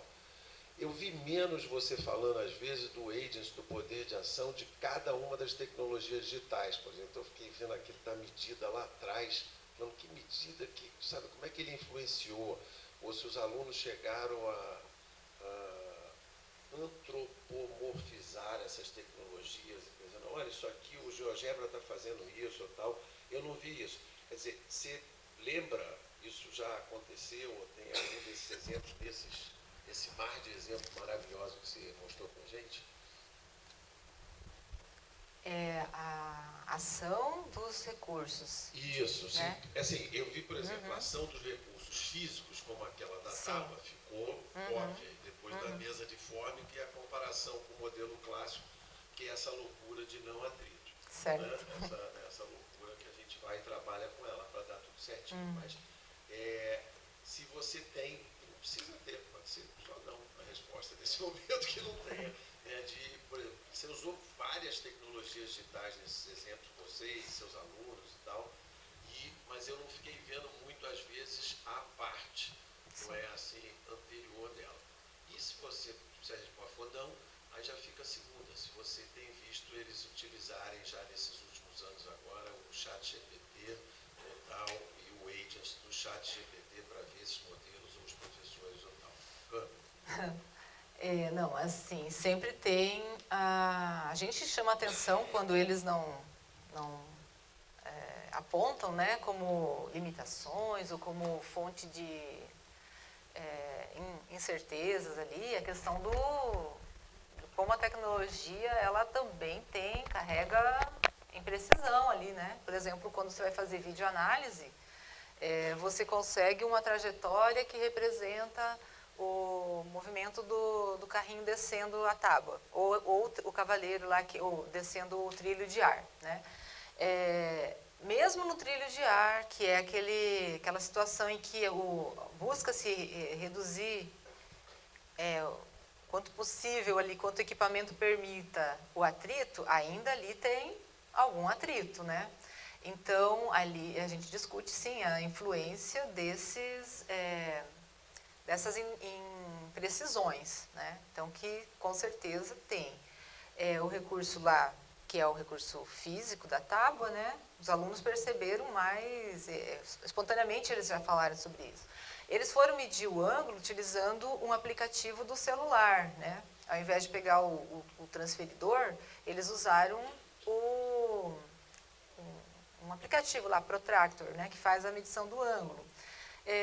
Ali também vai ter alguma imprecisão, certamente. Então, essas coisas são discutidas, né, e se coloca como, possibilidade de justificar a distância para o modelo teórico, né, um modelo idealizado. Então, carrega ali diversas influências, né? Então, os recursos, eles também aparecem, sim, nas discussões, inclusive, principalmente nos alunos da engenharia, que eles estão acostumados a fazer coleta de dados em laboratório, né? Então, eles já têm, assim, inclusive, eles calculam com um tanto de casas lá, esqueci o termo, né? Mas eles procuram medir esse erro, inclusive, né? Dizer quão confiável é, né? Mas a gente tem usado coleta de dados a partir da tecnologia, sim, e aí com certeza sempre alerta para a questão de que isso é a coleta possível de se fazer com esse recurso, com esse, sei lá, inclusive a hora que você vai fazer videoanálise vai depender também até da câmera que você utilizou, de quantos frames, né, qual a resolução e tudo mais. Então, eu acho que não sei se respondi bem a sua pergunta, mas a gente sempre coloca foco nisso, inclusive na questão do ajuste de curvas também, né? Os alunos até fazem, no ensino médio lá, o professor sempre procura fazer aquela coleta que você faz réplicas, né? Para você fazer média, daí descartar pontos discrepantes. Os próprios alunos, às vezes, eles dizem, esse aqui ficou muito fora, mas é porque estava ventando na hora, né? Eu acho que então vamos descartar essa medida e tal. E quanto ao uso do chat, né? A gente fez assim algumas, a gente conversa com eles a respeito, porque claro que eles vão buscar usar, né? E aí mostramos, por exemplo, lá o chat resolvendo a equação diferencial, que não tem solução analítica, né? Dando uma resposta e falando que utilizou determinada técnica lá, ele fiz aqui uma separação de variáveis, você olha e fala, não tem separação de variáveis aqui, não tem como fazer. Então, assim, discutir, né, e assim, muitas vezes a gente até recomenda utilizar para algumas finalidades, né? Para outras finalidades, muito bem-vindo. Imagina.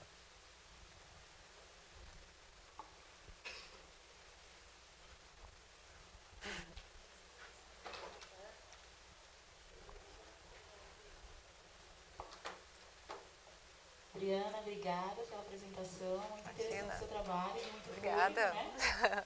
Todo esse trabalho com as tecnologias, a dinâmica e o envolvimento com todos os níveis de ensino, de parabéns assim, nesse sentido, né? Porque a gente sabe a carga que é a gente trabalhar com a pesquisa e também se envolver com a escola e com tudo isso. Né? Então, parabéns. É um pouquinho na direção do Marcelo, mas pensando assim, mas não olhando apenas para as tecnologias, né? Você fala da perspectiva de olhar para a aprendizagem significativa, né? Como que trabalhar nesses ambientes, com as tecnologias, com as dinâmicas das metodologias ativas, permite uma aprendizagem significativa. Aí eu queria saber se você chegou a analisar, que acho que era isso também, talvez que o Marcelo queria entender, se você chegou a analisar o papel, por exemplo, de cada tecnologia para a aprendizagem, para que a aprendizagem seja nesse sentido que vocês almejam. E aí eu também pensei, por exemplo, na dinâmica, né? Se teve alguma pesquisa de aluno seu que olhou para essa questão da dinâmica da sala de aula, permitindo isso, né, olhar e analisar essa dinâmica, né? Por exemplo, as estações. Né?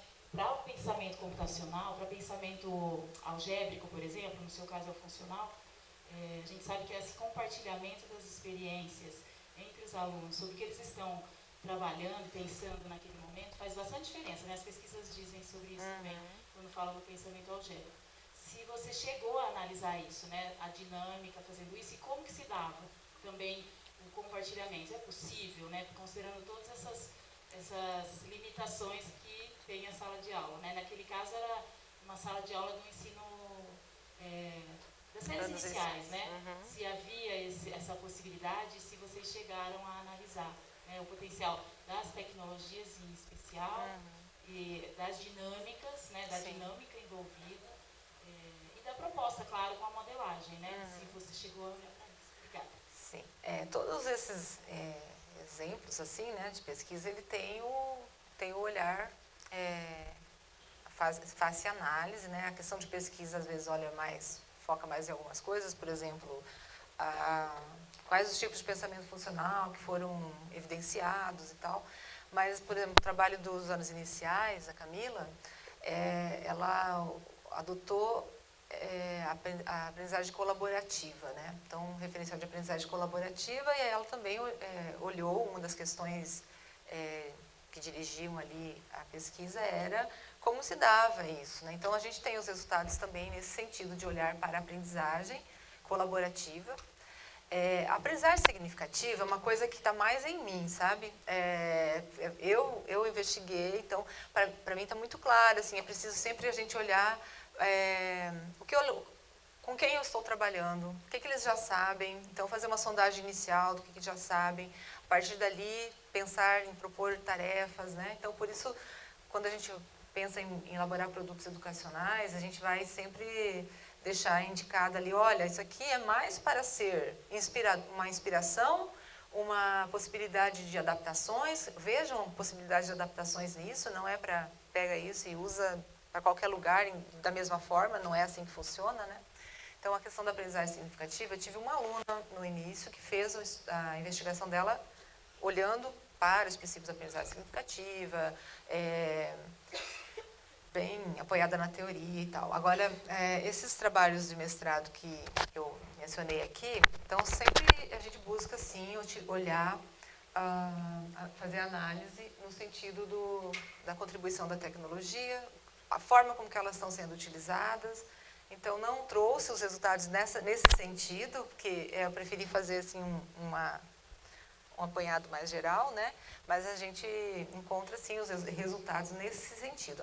Principalmente vinculado à questão da tecnologia, viu, Marcelo? Porque para mim, é muito prazeroso e é sempre, eu não consigo não ir para a sala de aula e ter sempre alguma coisa ali de uso de GeoGebra, de uso de outro recurso para Então, os tipos de uso que se faz, né? E aí também os alunos se apropriar, ensinar os alunos que estão iniciando a carreira na pesquisa, né? Como eles podem utilizar isso para potencializar a aprendizagem dos alunos.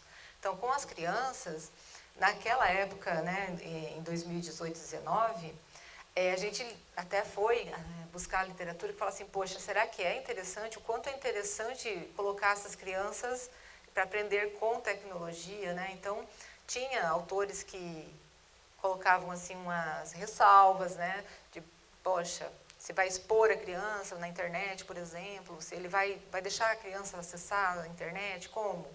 Os pais têm que estar cientes e tudo. Mas, de repente, né, veio pandemia e aí escancarou tudo, né? E todo mundo ficou muito mais suscetível e mais próximo da tecnologia, precisou aprender a fazer o uso e tudo mais.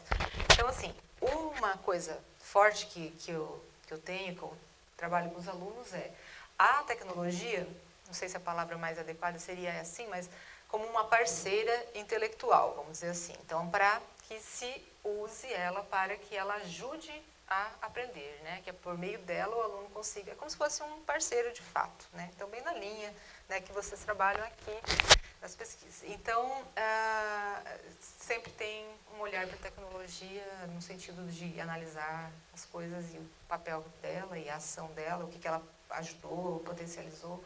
Por exemplo, nesses trabalhos com análise de modelos, também, sempre a gente traz essa discussão.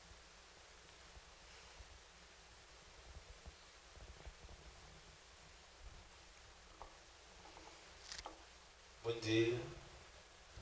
Primeiro, gostaria de congratular, né, a professora pela abordagem que nos traz, né?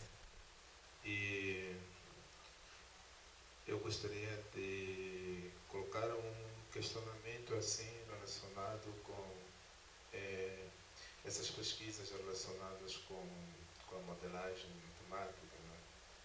É claro que a professora falou sobre a questão da análise de modelos. Eu estava aqui a pensar sobre a complexidade disso quando a gente trabalha, por exemplo, para o ensino fundamental, né? Que isso mobiliza vários saberes que, às vezes, a própria análise de modelos pode ser uma dificuldade, pelo menos, para o ensino fundamental. E queria saber se, além de análise de modelos, existe uma outra perspectiva que vocês trabalham lá, pelo menos para o caso do ensino fundamental. E queria saber também se, quando levam, por exemplo, a questão da modelagem para a sala de aulas, mostra assim aos alunos com que concepção, qual é a concepção que leva, pelo menos para o entendimento, para os alunos. Eles trabalham modelagem com que perspectiva? Bom, além da análise de modelos associada à modelagem matemática, a modelagem matemática, assim, quando a gente propõe fazer análise de modelos associada à atividade de modelagem matemática, falando assim dessas pesquisas que a gente tem feito mais agora recentemente, o foco é parar, né, e falar assim, vamos explorar mais aqui a coisa do modelo. Então, chegou o seu modelo. O modelo, a princípio, pode ser, por exemplo, no caso em que a gente mostrou ali o ajuste de curvas usando um recurso pronto ali do GeoGebra, né, para fazer o ajuste de curvas.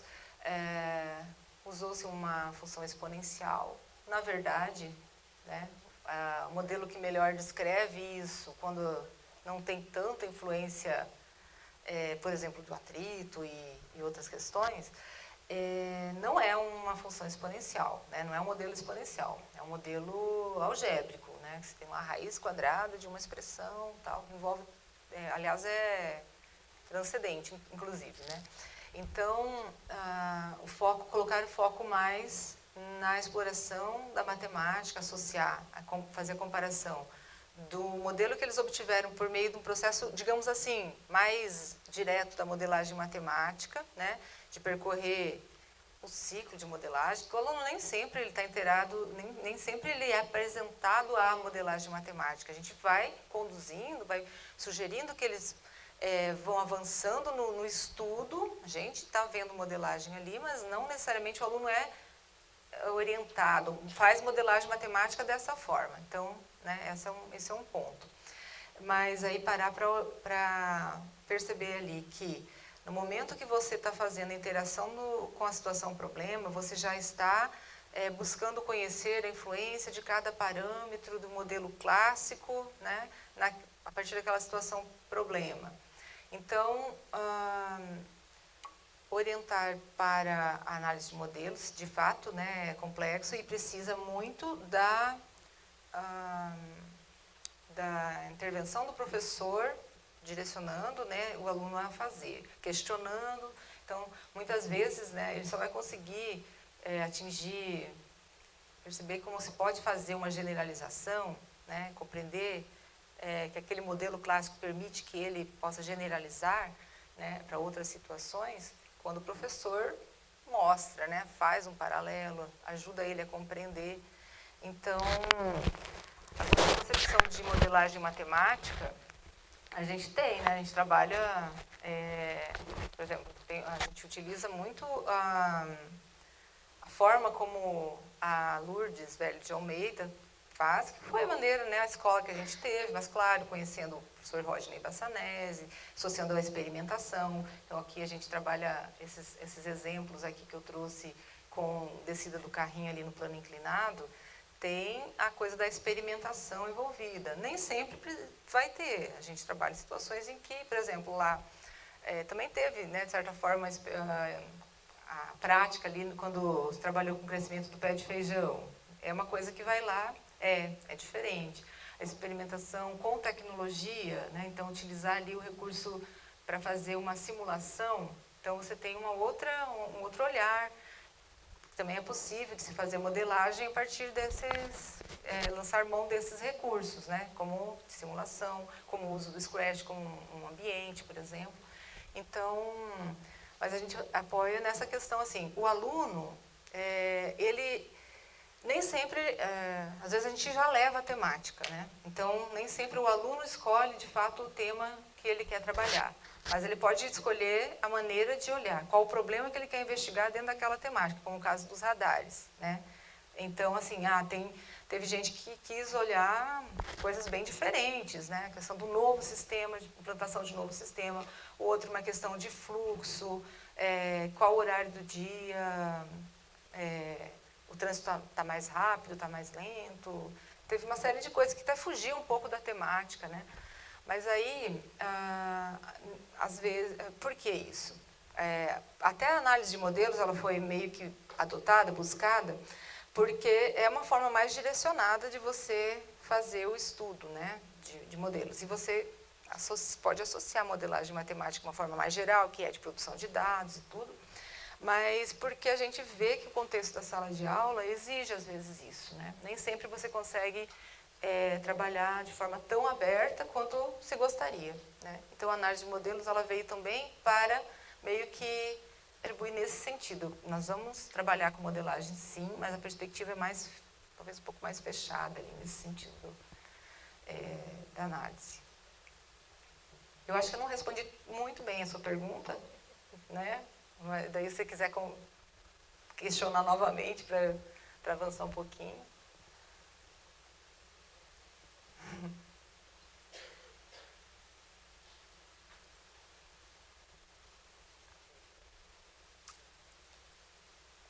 Adriana, eu queria te agradecer primeiro, né, e parabenizar pelo trabalho. Como você disse, a gente é contemporâneo, então tenho acompanhado o teu trabalho ao longo do tempo, não vamos falar quanto, né? E assim, eu gostei bastante da tua fala, assim como o Marcelo, acho que é legal a gente ver esse caminho, né? Assim, às vezes a gente vê as coisas mais fragmentadas, seja em textos ou em eventos, e ver essa trajetória é bem legal. E eu fiquei pensando em duas coisas aqui, eu queria que você comentasse, se você achar que faz sentido. A primeira é qual é o papel da análise de modelo, né? Porque a gente vem desse processo de modelagem e a análise de modelo, na pesquisa que eu acabei de orientar, e a tua última fala, acho que tem a ver com isso, tem a ver muito com as possibilidades, ou a dificuldade das possibilidades que a gente tem de trabalhar com a modelagem na escola, né? Então, na verdade, ela vem como, digamos assim, um caminho para tentar desenvolver algo que a gente acredita, né? Então, não é a modelagem em si, mas é parte dela e dá para a gente fazer coisas bastante interessantes a partir disso, e você mostrou. Você acha que, da forma como a educação vem vindo, a gente conversou um pouquinho disso antes, o caminho é a análise de modelos, quando a gente pensa na educação básica? Como é que você está vendo isso, assim, né? Nas suas pesquisas e nas práticas? E um segundo ponto que eu fiquei pensando, vocês estão com esse programa de vocês já tem um tempo, né? Formando vários professores nessa perspectiva, né, do trabalho com modelagem, com tecnologias, resolução de problemas, vocês têm várias linhas lá. Vocês têm um acompanhamento desses professores, assim, no sentido de saber se eles continuam desenvolvendo práticas, essas práticas que vocês fomentaram no mestrado? São duas coisas que me vieram a partir da tua fala. Obrigada. Obrigada eu, Paula. Bom, a análise de modelo ser um caminho, né, para conseguir fazer um pouco do que a gente acredita. Eu acho que existem escolas e escolas, né? Tem exemplos de escolas que não têm limitados professores, mesmo tendo todo aquele controle, né? Então, esses meus alunos que foram desenvolver ali a experimentação com os alunos, eles têm abertura na escola para fazer isso. Então, eles não foram em nenhum momento tolhidos, né? Eles têm feito, mas eles também trabalham que nem uns doidos, né? Porque eles ainda assim, eles têm que dar conta dos índices lá, que a escola tem recebido um bom desempenho, digamos assim, como resultado, né? Mas, assim, eles têm conseguido fazer. Então, assim, começa pensando no processo todo de modelagem matemática. Inclusive, tem uma representação que o Eduardo fez na dissertação dele, que é como que ele colocou a análise de modelos no ciclo de modelagem, né? Devia ter colocado, mas acabei esquecendo. Então, ele colocou mais naquela parte da situação final, sabe? Ele conseguiu fazer a coleta de dados com os alunos todos. Assim, os alunos trabalham na parte da coleta de dados, da experimentação, um grupão, sabe? E depois ele organizou os alunos em grupos menores para fazer a parte mais do estudo ali no GeoGebra, de construir o modelo matemático, a parte da matematização. Mas, e aí o foco da análise de modelos é quando ele falou, vem cá, vem todo mundo, agora vamos analisar, vamos lá. O que você entendeu que essa variável faz, né? Qual que é a influência dela? Então, a análise, ele conduziu mais junto com os alunos, chamando a atenção para os pontos que constituem a análise de modelos. Então, nesse caso, eles conseguiram fazer modelagem com análise de modelos. Na graduação, a gente tem mais, né? Ainda a gente que manda, a gente que conduz a coisa lá, que organiza, né? Então, também funcionou muito bem, né? E a coisa caminhou junto. Em contextos em que é mais fechado, que não se tem muita liberdade, eu vejo a análise de modelos como um caminho bem bacana, que a gente consegue ficar feliz também dando aula de matemática, né? E aí coloca a tecnologia, daí a tecnologia na escola, sei lá, se você pensar no laboratório, ele ainda é ou, né, é pouco para todo mundo, mas a gente, não sei se é porque a gente incentiva, a gente acredita tanto que a gente leva os alunos a usar, fazer, né? Mas eles têm feito, Paula, apesar dos entraves, né?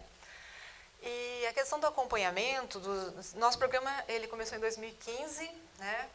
As primeiras defesas aconteceram em 2017, ali. A gente tem conhecimento, assim, o acompanhamento a gente tenta estar próximos, tem chamado eles também para fazer alguns eventos, né, com egressos e estudantes, Agora a gente conhece mais sobre consigo falar dos meus, assim, dos meus orientandos, como é que tem se dado. Então, o João Paulo, que trabalhou com pensamento funcional lá no pré-cálculo, é interessante porque, assim, ele trabalhava com um projeto voluntário. Ele era voluntário no projeto com uma escola com alunos que tinham vulnerabilidade social, né? E ele sempre gostou de criança, mas ele topou, quis desenvolver. O projeto de mestrado dele era voltado para educação, ensino médio. E fez lá com o pré-cálculo. E aí ele falou: professor, eu aprendi muita coisa. Inclusive, assim, né, ele sofreu pra caramba lá quando ele tinha que gravar os vídeos dele, porque a gente estava naquele momento em que não tinha tanto recurso gratuito assim, então ele fazia as gravações do jeito dele. Ele gastou um tempão investindo nisso. Hoje ele faria com muito mais facilidade, de fato, né, por conta dos recursos que surgiram. Mas ele diz que muito que ele aprendeu fazendo, né, principalmente a parte da pesquisa dele, ele tem trabalhado na escola. E ele trabalha com pequenos, ele trabalha com anos iniciais de ensino fundamental. Então, professor, eu uso muita coisa do que eu aprendi aqui. É claro que aprimorou. Daí trabalha com robótica, daí trabalha com essas coisas, né? E o gosto começou ali, né? Instigou a partir do mestrado. A gente tem alunos que, como a gente tem Encontro Paranaense de Modelagem, né? Então, eu tenho a gente vê os nossos alunos, alguns pelo menos, né, ainda participando dos eventos, e ainda pedindo para escrever com a gente, ainda pedindo opinião, pedindo para... Então, a partir dos cursos de formação em modelagem, a gente tem tem um projeto em andamento, né, de modelagem, na formação de professores, acaba o curso e ainda assim eles entram em contato: professor, eu estava pensando em fazer uma coisa assim, assim, daí pede orientação e tal. Agora a gente está pensando em fazer uma coisa mais continuada mesmo, de acompanhamento, sabe, Paula? De projetos de longo prazo, em que você, de fato, vai acompanhando, vai vendo como é que essas coisas estão repercutindo nas salas de aula, né? Porque é isso que a gente quer, gente. A gente quer que vocês venham para cá, vocês façam a formação de vocês e que isso seja parte, né, da pesquisa. É um ponto inicial. Depois o leque vai abrindo, você vai vendo outras possibilidades, mas sempre buscando a fundamentação, né, na literatura, que é viva e está aqui.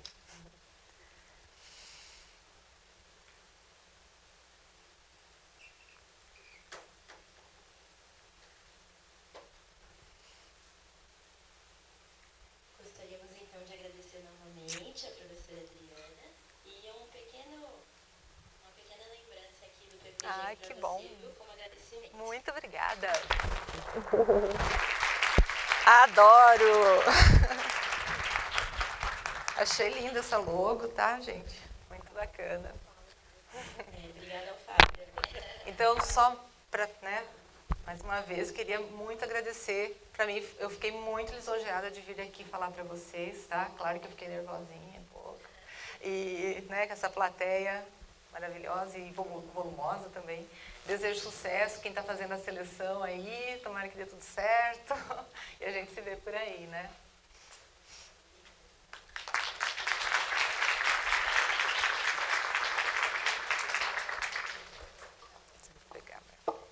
O meu ponto aqui me disse, né, para relembrá-los do credenciamento, que teve gente que ainda não fez, e também o carimbo, né, no crachá para quem vai hoje à noite na confraternização. E aí também, óbvio, não esquecer de levar o crachá na confraternização. Então, gente, nesse momento, a gente vai ter a plenária decente aqui. E a gente pede também que os alunos da graduação participem desse momento com a gente. E os docentes vão para o outro teatro da biblioteca para ter a plenária docente lá, tá bom? Aí o Lou quer falar uma palavra. Obrigada de novo, Adriana, pela palestra. Na minha fala, eu acabei comentando mais sobre o primeiro dia, né, que na verdade é o que envolve já há alguns anos a atividade inaugural, uma programação que envolve essas atividades que eu descrevi. E aí, para amanhã, só para dar, né, uma palhinha do que vem amanhã, né, a gente trabalhou para que o Venha Nos Conhecer oferecesse oportunidade para os estudantes da graduação terem uma ideia de como que um egresso, né, qual tipo de atuação o egresso do nosso curso tem tido, quais possibilidades de atuação, né? Claro que quando se fala em pós-graduação, a gente pensa na pesquisa, né? Mas a gente sim tem egressos que trabalham em outras áreas, tem outras atividades após a pós-graduação aqui na educação matemática. A gente também vai ter uma mesa, né, de discentes do nosso curso para falar um pouco sobre o encaminhamento das pesquisas. A gente procurou formar essa mesa com diferentes formatos, diferentes tipos de pesquisa, inclusive, né, para que vocês tenham uma ideia, né, dessas diferenciações que também aparecem na pesquisa em educação matemática. Além de uma primeira mesa, né, que vai estar eu com as representantes discentes, falando um pouquinho sobre o ingresso, a permanência, essas questões que envolvem vir para o programa e estar no programa, né? Então, um ótimo evento para vocês e participem de todas as atividades. Até mais.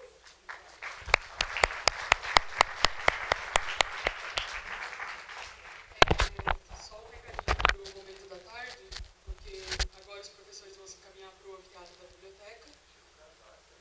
E os discentes vão ficar aqui, a gente volta às 2 com a roda das ações afirmativas, mas o café vai ser aqui, no anfiteatro. Então, o cofre vai ser aqui, depois a gente vai para o GES para as apresentações dos mestrandos, tudo bem?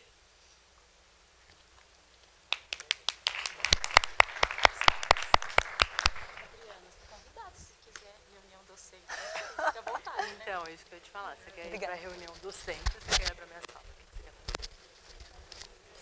A reunião docente é o quê? Algo de interno, discussão? Interno, Não sei se convém, né, Paula? Se você quiser, Amanda. Eu posso ficar. Não, ó, eu fico sozinha de boa. Não, porque você lembra da Amanda? Lembro! Da banca do... Ver presencial. Adorei. Falei, Tomás, vocês acertaram muito trazer ela, né? Falar, a gente Ai, tem ficou bom? matemática, gente. Exatamente. Foi assim. Oi, tudo bem? A banca reunida aqui. Tudo bom, mau tempo? Então, e aí eu pensei que vocês fizerem